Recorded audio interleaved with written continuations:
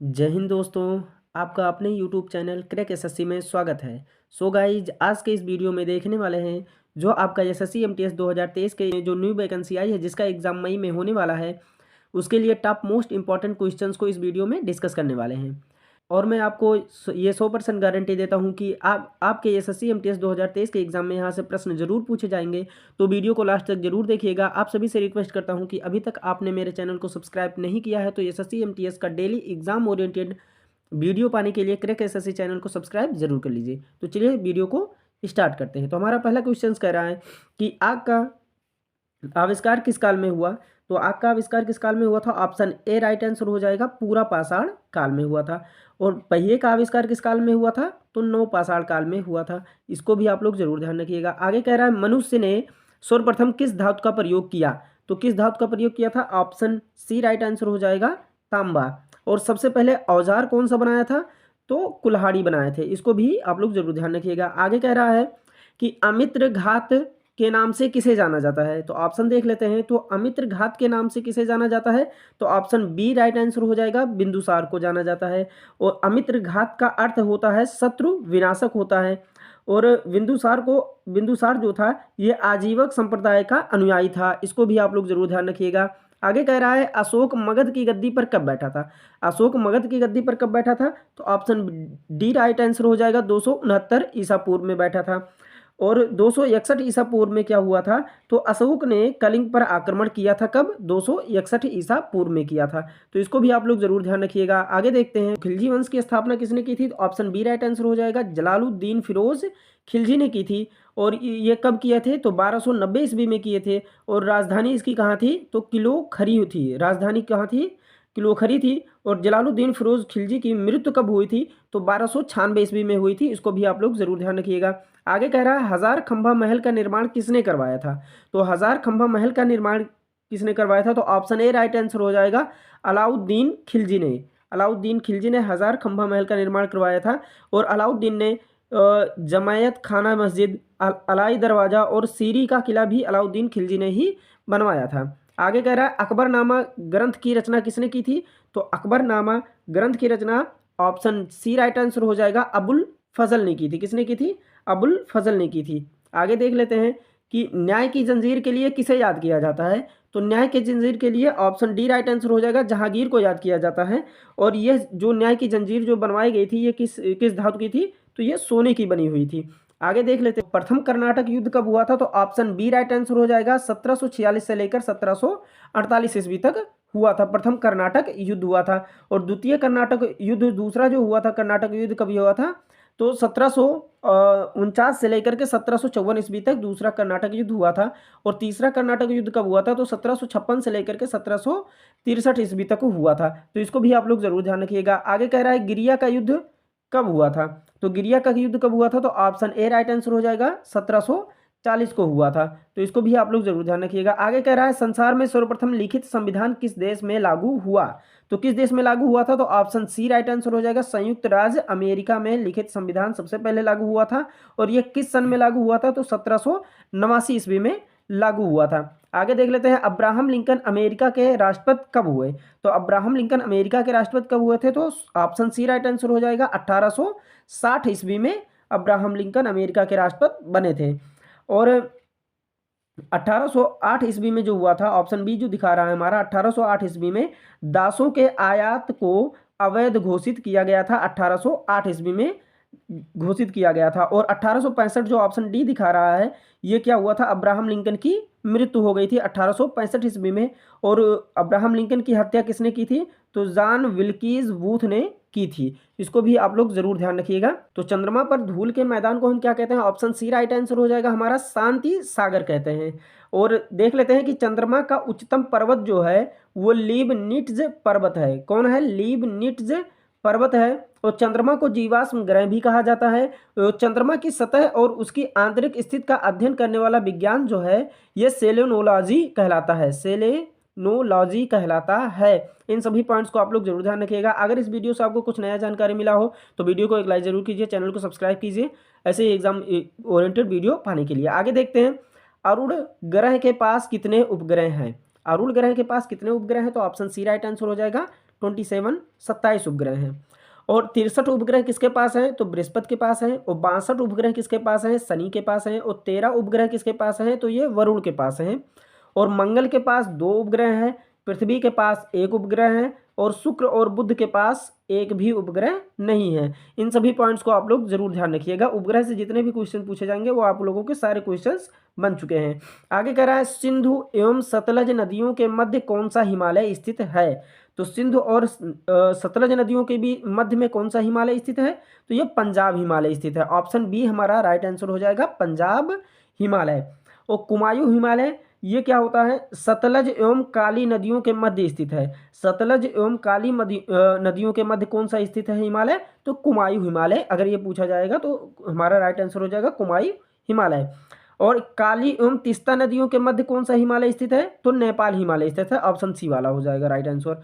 और option D वाला देख लेते हैं, क्या दिया हुआ है, असम हिमालय। तो तीस्ता एवं दिहांग नदियों के मध्य असम हिमालय स्थित है। तो हमारा ऑप्शन डी राइट आंसर हो जाएगा अगर ये पूछेगा तो। आगे देख लेते हैं। आगे कह रहा है कि भारत की सबसे ऊंची चोटी कौन सी है। तो भारत की सबसे ऊंची चोटी कौन सी है, ऑप्शन सी राइट आंसर हो जाएगा, केटू। क्या है, केटू है। केटू का और क्या नाम है, गार्डविन ऑस्टिज के नाम से भी जाना जाता है। और ये जो केटू जो चोटी है ये ट्रांस हिमालय क्षेत्र के अंतर्गत आते हैं। और केटू की लंबाई जो है ये 8,611 मीटर है। तो इसको भी आप लोग जरूर ध्यान रखिएगा। आगे कह रहा है, आगे कह रहा है कि 73वें संविधान संशोधन अधिनियम द्वारा भारतीय संविधान में कौन सी अनुसूची जोड़ी गई है। तो कौन सी अनुसूची जोड़ी गई थी, तो ऑप्शन सी राइट आंसर हो जाएगा, 11वीं अनुसूची। 73वें संविधान संशोधन द्वारा 11वीं अनुसूची जोड़ी गई थी। इसको आप लोग जरूर ध्यान रखिएगा। आगे कह रहा है कि 52वें संविधान संशोधन अधिनियम द्वारा 1985 ईस्वी में कौन सी अनुसूची को भारतीय संविधान में शामिल किया गया। तो कौन सी अनुसूची को शामिल किया गया, तो ऑप्शन बी राइट आंसर हो जाएगा, 10वीं अनुसूची को 52वें संविधान संशोधन द्वारा 10वीं अनुसूची को शामिल किया गया था। आगे कह रहा है कि 74वें संविधान संशोधन अधिनियम द्वारा भारतीय संविधान में कौन सी अनुसूची जोड़ी गई। तो 74वें संविधान संशोधन अधिनियम द्वारा 12वीं अनुसूची जोड़ी गई। ऑप्शन डी राइट आंसर हो जाएगा, कौन सा, 12वीं अनुसूची जोड़ी गई। तो आप लोग ये ध्यान रखिए कि 73वें संविधान संशोधन द्वारा 11वीं अनुसूची जोड़ी गई और 74वें संविधान संशोधन द्वारा 12वीं अनुसूची जोड़ी गई और 52वें संविधान संशोधन द्वारा 10वीं अनुसूची जोड़ी गई। इसको सभी लोग आप लोग जरूर ध्यान रखिएगा। आगे कह रहा है संविधान की द्वितीय अनुसूची का संबंध किससे है। ऑप्शन डी राइट आंसर हो जाएगा, महत्वपूर्ण पदाधिकारियों के वेतन से। महत्वपूर्ण पदाधिकारियों के वेतन से, ये हमारा राइट आंसर हो जाएगा। आगे देख लेते हैं, HDI किन 3 क्षेत्रों में विकास का मापक है। तो HDI किन 3 क्षेत्रों में विकास का मापक है, तो हमारा राइट आंसर हो जाएगा ऑप्शन बी, स्वास्थ्य, शिक्षा और आमदनी में। किसमें, स्वास्थ्य, शिक्षा और आमदनी में। HDI का फुल फॉर्म हम देख लेते हैं तो क्या होता है, ह्यूमन डेवलपमेंट इंडेक्स होता है। और इसका हिंदी में फुल फॉर्म देख लेते हैं तो मानव विकास सूचकांक होता है। तो इन सभी आप पॉइंट्स को आप लोग जरूर ध्यान रखिएगा। आगे देखते हैं, लॉरेंज वक्र क्या दर्शाता है। तो लॉरेंज वक्र क्या दर्शाता है, हमारा ऑप्शन बी राइट आंसर हो जाएगा, आय वितरण। क्या दर्शाता है, आय वितरण दर्शाता है। आगे देख लेते हैं कि भारत में आर्थिक सर्वेक्षण सरकारी स्तर पर प्रतिवर्ष कौन प्रकाशित करता है। तो कौन प्रकाशित करता है, ऑप्शन सी राइट आंसर हो जाएगा, वित्त मंत्रालय। कौन करता है, वित्त मंत्रालय करता है। आगे देख लेते हैं, किसी देश के उत्पादन किए गए संपूर्ण सामान और सेवाओं का मूल्य उसका डैश कहलाता है। तो क्या कहलाता है, ऑप्शन बी राइट आंसर हो जाएगा, सकल घरेलू उत्पाद कहलाता है। ऑप्शन बी राइट आंसर हो जाएगा। और इसको क्या कहते हैं इंग्लिश में, GDP भी कहते हैं। सकल घरेलू उत्पाद को GDP भी कहते हैं। और GDP का फुल फॉर्म क्या होता है, ग्रॉस डोमेस्टिक प्रोडक्ट होता है। तो इस सभी पॉइंट्स को आप लोग जरूर ध्यान रखिएगा। आगे देख, सकल घरेलू उत्पाद प्लस विदेशों से प्राप्त निवल कारक आय बराबर डैश क्या होता है। तो हमारा ऑप्शन सी राइट आंसर हो जाएगा, सकल राष्ट्रीय उत्पाद होता है। क्या होता है, सकल राष्ट्रीय उत्पाद होता है। और इसको हम किस नाम से जानते हैं, GNP के नाम से जाना जाता है। और GNP का फुल फॉर्म क्या होता है, ग्रॉस नेशनल प्रोडक्ट होता है। इन सभी पॉइंट्स को आप लोग जरूर ध्यान रखिएगा। अगर वीडियो पसंद आए तो एक लाइक जरूर कीजिए। आगे कह रहा है कि किसी मनुष्य का भार पृथ्वी पर यदि 600 न्यूटन है तब चंद्रमा पर उसका भार कितना होगा? तो कितना हो जाएगा? ऑप्शन डी राइट आंसर हो जाएगा, 100 न्यूटन हो जाएगा। आगे देखते हैं, कह रहा है कि अश्व यदि एकाएक चलना प्रारंभ कर दे तो अश्वारोही के गिरने की आशंका का कारण है। तो क्या हो जाएगा? ऑप्शन सी राइट आंसर हो जाएगा, विश्राम जड़त्व हो जाएगा। क्या हो जाएगा? ऑप्शन सी विश्राम जड़त्व हो जाएगा। आगे देख लेते हैं, आगे कह रहा है बल का गुणनफल है। तो बल का गुणनफल जो होता है ये द्रव्यमान और त्वरण का होता है। बल का गुणनफल जो होता है द्रव्यमान और त्वरण का होता है। ऑप्शन बी राइट आंसर हो जाएगा। आगे देख लेते हैं, निम्नलिखित में से कौन सा एक मिश्रण नहीं है? तो ऑप्शन ए ही हमारा राइट आंसर हो जाएगा। ग्रेफाइट जो है ये क्या है? मिश्रण नहीं है। आगे देखते हैं कि विश्व का प्रत्येक पदार्थ अत्यंत सूक्ष्म कणों से मिलकर बना होता है, यह सर्वप्रथम किसने कहा था? तो ये किसने कहा था? ऑप्शन बी राइट आंसर हो जाएगा, कणाद ने। ऋषि जो कणाद थे उन्होंने ही ये कहा था। आगे कह रहा है कि एक परमाणु के 3 आधारभूत अवयव कौन से हैं? एक परमाणु के 3 आधारभूत अवयव कौन से हैं?